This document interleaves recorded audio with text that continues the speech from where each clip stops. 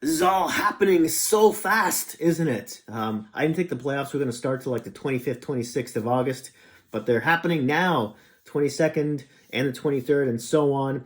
And let's talk about Tampa versus Boston in round two. But before we get started, I just want to ask you to please like, subscribe, hit that notification bell, which will alert you when my next video comes out. Now, I apologize for my camera and the lighting and everything. As you can see, I'm not shooting in my studio. I'm away from home. That's going to continue for the next few days or so, but we'll make it work. Anyways, let's get back to the main topic, shall we? Now, let's look at some stats before I give you my prediction about who I think is going to win this series. Now, the Bruins beat the Hurricanes in their series 4-1. Lightning, they also outscored Carolina 15-11. The Lightning beat the Columbus in their series 4-1 as well, and they outscored them, the Jackets, 14-12. Moving on to some special teams talk here. The power play, the lethal Boston power play. Now, it's actually tied with the Washington Capitals, who are now eliminated in the playoffs for 10th overall at 17.9% clip. I think that's going to get much higher. I think it's the round robin series that kept that number down, but it looked really lethal in the Hurricane series. There's just that impending doom whenever they get the man advantage. Seems like 2 out of 3 times they're going to put the puck past your goalie. By the way, side note, all these stats and everything include the round robin and play-in series. Tampa Bay, their power play is ranked 17th overall of all the playoff teams with a 13.3%. That should also get better because Columbus was quite the stingy team when it came to their how well their PK ran. Speaking of which, Tampa Bay's penalty kill is better than Boston. It ranks 5th so far in the playoffs, so that's a good omen for them at 87.1%. Boston is tied for 7th, not that far behind. New York Rangers are also tied with them with an 85.7% on the PK. Moving on, let's talk about point leaders. Specifically, those with 9+ points in the playoffs so far. Tampa Bay has 2 players like that. One of them is Braden Point, who has 10 points at the moment. He's tied for 4th.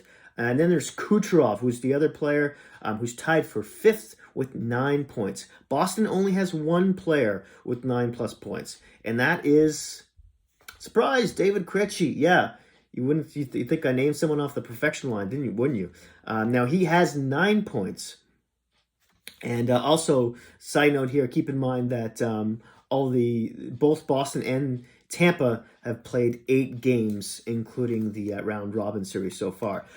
Goal leaders, let's talk about that. Those players with 4 or more goals so far in the playoffs.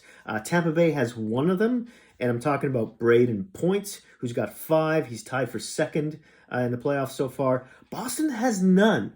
However, Krejci, DeBrusk, and Marchand all have 3 goals so far, as well as Tyler Johnson, for the Tampa Bay Lightning.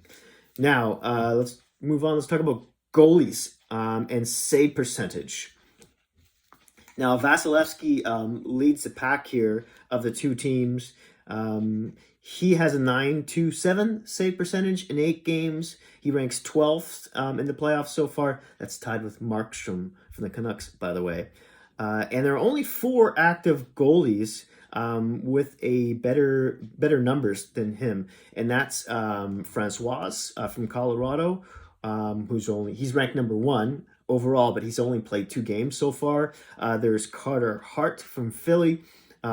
He's 4th overall, played 7 games. There's Grubauer, also from Colorado, ranked 8th overall. He's played 6 games so far. And lastly, Varlamov from the Islanders, who's ranked 10th.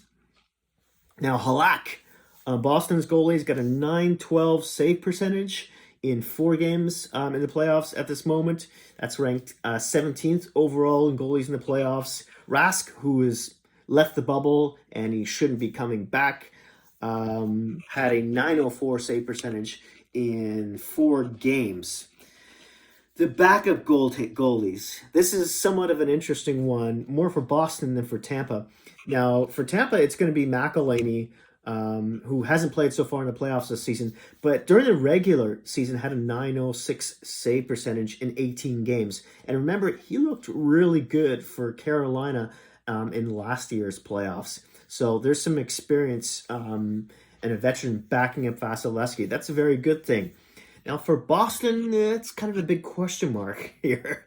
There's Daniel Vlader, the rookie, who's 6'5", 23 years old, and I want to say in about 22 games in the AHL so far this season, he had a 936 save percentage. Didn't play any games in the NHL.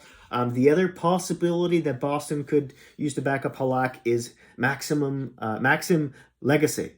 Yes, that Maxim Legacy, formerly of the Vegas Golden Knights, 27-year-old, is 6'2", and in the AHL so far this season, he played 33 games and had a 919 save percentage. Not too shabby. Maybe he's a more safer pick for them to back up Halak during the playoffs.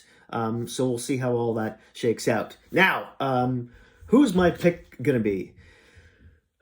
This is so hard. These teams are both so very good. Boston's obviously got a bit more experience, especially lately, going to the finals last season. If I were to think of any weaknesses on this team right now, I might say usually it's their forward depth, but a lot of players have been pitching in, like Krejci, for example, DeBrusk, and Kashe, and even Wagner have been chipping in lately. So it's not as thin as we might think. Obviously, they have the perfection line. Yeah, I'm not forgetting about that. Tampa, weaknesses on this team. I'm thinking maybe the right side of their defense is a little suspect there. And you might say mental toughness and or truculence. You remember hearing that word before?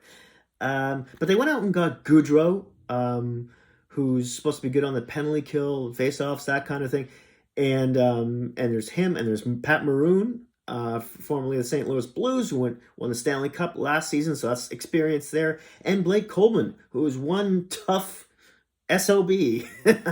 and he could put the puck in the net. He's got some hands. And he can also muck it up in the corners as well. So Tampa kind of brought in some of those elements they were missing from last season.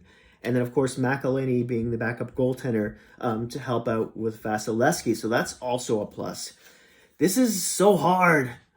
In my last prediction, I picked Carolina over Boston. I ate my shorts on that one. I knew I probably would. I went on a hunch. I won't be doing that with this one. But these teams are so evenly matched. I mean, there's Hedman, too, with Tampa. If he goes down with injury, it makes you wonder, right? I'm going to go with Tampa on this one. Sorry to my Boston fans. But I think they slightly edge this one. I definitely think this one could go a full 7 games right to the wire. Boston could easily take this as well, but I'm going to go with the Lightning. I would love to hear who you think is going to win this series down below and why. And my next video is going to be on the Canucks versus the Vegas Golden Knights prediction series for round 2 that they'll be playing on Sunday as well, which is the 23rd. They'll be playing later on in the day after Boston and Tampa. Thank you again so much for watching. Please be kind to each other out there, and I will see you soon.